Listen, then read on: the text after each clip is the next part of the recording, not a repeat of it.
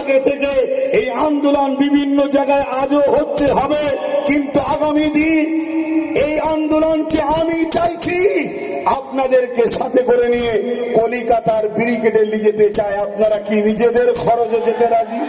যেতে রাজি? যেতে রাজি? কেন আমি দেখতে চাই আমার দেশের সেনাবাহিনীরা সত্যি পারমিশন দেয় না সাপ হয়ে কেমরে উজা হয়ে কেউ ঝাড়ছে, এটাও দেখা দরকার আছে। ঠিক না বেটি? হ্যাঁ, কেন আমিও একবার ট্রাই করতে চাই। কথা বুঝে আসছে না? কি ঘটনাটা ঘটেছিল? তাহলে আন্দোলন হবে, তাহলে রাজ পাওয়ারের দরকার আছে না নাই? সেই রাজ পাওয়ারটা কি কারো ভাড়াটিয়া, কারো দলের দালালি করা, কারো দলের তোষণ করা?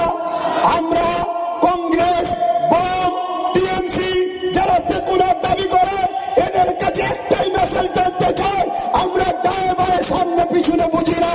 তোমরা যদি কেউ কথা দাও ভাগিদারিতে আসবে এবং আগামী দিন আমরা যদি পুরো দেশ জুড়ে তাকে 10 বছর যেতে পারে, 15 বছর যেতে পারে, আমরা যেমন কেন্দ্র সরকার গায়ের জোর দেখিয়ে সংখ্যাগরিষ্ঠতা দেখিয়ে আমাদের ওয়াকফকে কেড়ে নিচ্ছে, সেদিন আমরা ওই ওয়াকফকে সংখ্যাগরিষ্ঠতা দেখিয়ে আমাদের জিনিস আবার আমরা ফিরিয়ে নেব। এই অঙ্গীকার আমরা প্রস্তুত আছি না? তাহলে 3টে অপশন দিলাম। নাম্বার 1 সুপ্রিম কোর্ট, নাম্বার 2 গণ আন্দোলন বাড়াতে হবে। আগামী দিন কালকেই যদি ডাকি পাওয়া যাবে, আর দ্বিতীয় নম্বর 3 নম্বর কথা হলো কি, রাজ পাওয়ার তৈরি করতে হবে। এখানে আরেকটা কথা আপনাদের প্রচার করতে হবে কি, এই ওয়াকফ জায়গার উপরে কোন যদি কর্পোরেট পুঁজিপতিরা কোন রকম যদি ডেভেলপমেন্ট করে, উন্নতি করে, কোটি কোটি টাকা খরচ করে আমাদের জায়গা দখল করলে যদি করে, আমরা যদি ক্ষমতায় আসতে পারি, সেই দিন কি করব, যার যা সম্পদ লাগিয়েছে সবটাই ওয়াকফের বলে গণ্য করা হবে।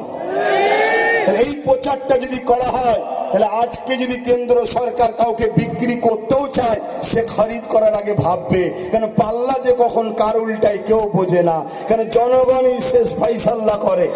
ঠিক না বেটি গো? এই কথাই যদি টিএমসি সাথ দেয় ওয়েলকাম, এই কথাই যদি বাম সাথ দেয় ওয়েলকাম, এই কথাই যদি কংগ্রেস সাথ দেয় ওয়েলকাম। আর যদি কেউ সাথ না দেয়, তাহলে সমাজের মধ্যে আদিবাসীদের দল ছোট ছোট আছে, দলিতদের ছোট ছোট দল আছে, ওদিকে কি বলে বাবা সাহেব আম্বেদকরের ছোট ছোট তাদের অনুসারীদের ছোট ছোট দল আছে, মতুয়া সম্প্রদায়